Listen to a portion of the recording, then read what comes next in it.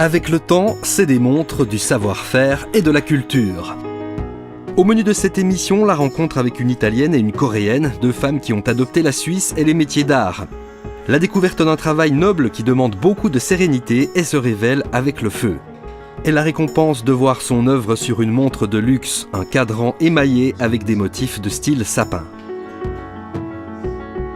Il est 14h à Peseux, nous sommes dans l'espace de travail de Vanessa Lecci, émailleuse. Ce son qui résonne dans l'atelier, c'est celui du pilon qui réduit l'émail en poudre. Le bruit en fait de l'émail sous le pilon, ça nous permet de savoir la grosseur du grain. On ne va pas mesurer le diamètre du grain, donc c'est le bruit qui nous permet en fait de dire stop. C'est une musique en fait, donc pour nous c'est une autre musique à nous. Une fois par semaine, Ji-Yoon Han Parat vient de Genève travailler avec Vanessa Lecci. Pour l'une et l'autre, c'est un enrichissement. En fait, les deux, on se complète. Donc moi et Ji-Yoon, on vient déjà de deux pays complètement différents. Ji-Yoon, elle est coréenne, elle a étudié au Japon.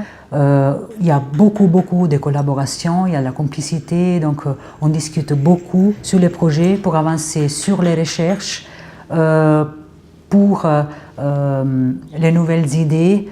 Donc je suis très contente de cette collaboration. Une fois le design défini, il s'agit de cerner le contour des motifs. Cette technique s'appelle le cloisonné. J'ai créé les dessins avec un fil d'or 24 carats. Donc j'ai créé des parois qui séparent les couleurs. Et j'ai besoin de ça pour que le sujet ait des traits bien définis. Parce que sinon, dans le four, c'est clair que l'émail a tendance un peu à se mélanger. Bijoux, objets déco ou fonctionnels, l'émaillage s'applique sur différentes surfaces métalliques. Avec pour seule limite l'inspiration et la créativité.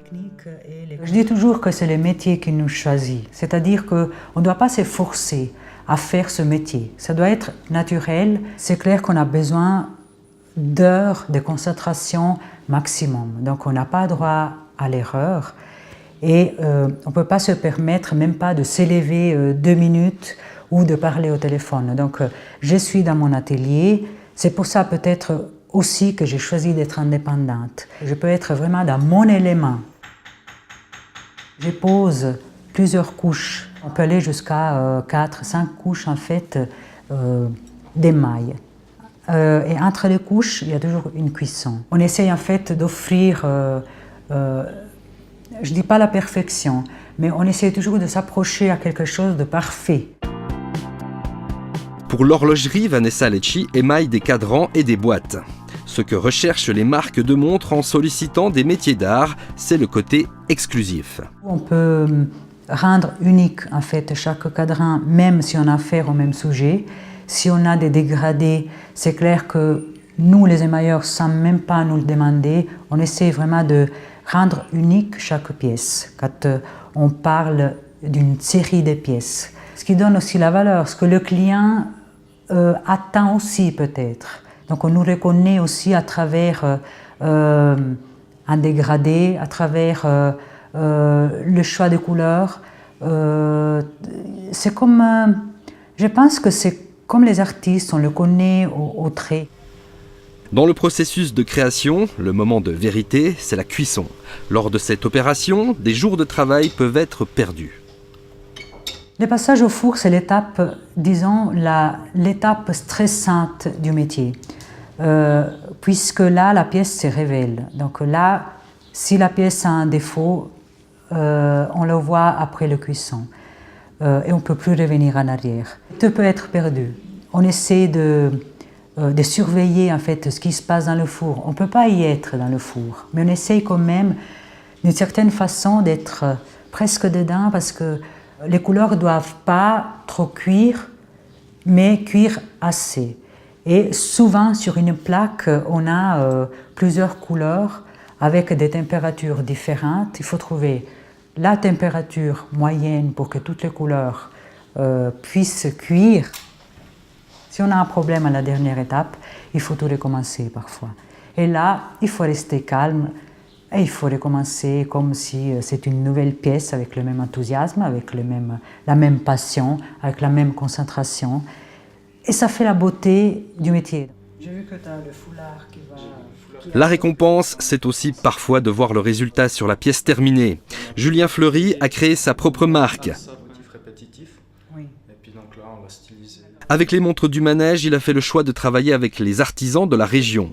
Sur le cadran de cette pièce, Vanessa et Julien ont redonné vie au style sapin, si emblématique à la Chaux-de-Fonds au début du XXe siècle.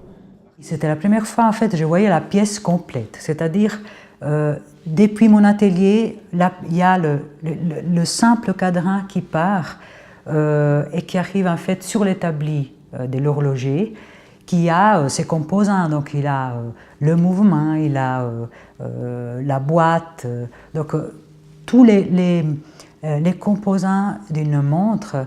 Et quand on voit tout ça assemblé et la montre terminée, le bracelet monté, donc c'est là qu'on voit vraiment si les cadrans vibrent, s'il y a quelque chose qui apporte cette âme à quelque chose de mécanique. Un cadran avec des métiers d'art, ça apporte vraiment cette touche en plus. De par son procédé très artisanal. Et de voir mon cadran monter dans la montre, c'est encore une émotion en plus. Parce qu'on voit le résultat final qui va partir après, on ne sait pas où et on ne sait pas pour qui. Ce métier, c'est sa vie. Comme tous les artistes, elle n'a aucune envie de laisser un jour son moyen d'expression de côté. J'irai jamais à la retraite. C'est beau ça. Donc on a une collègue qui est une très bonne amie aujourd'hui. Elle a 84 ans, elle émaille encore, elle ne tremble pas à la sortie du four, donc elle a toujours un esprit très positif et elle voit encore la vie en couleur. Donc, et moi j'espère d'arriver à ça en fait. Avec le temps, c'est déjà fini. Retrouvez toutes nos émissions sur notre site internet.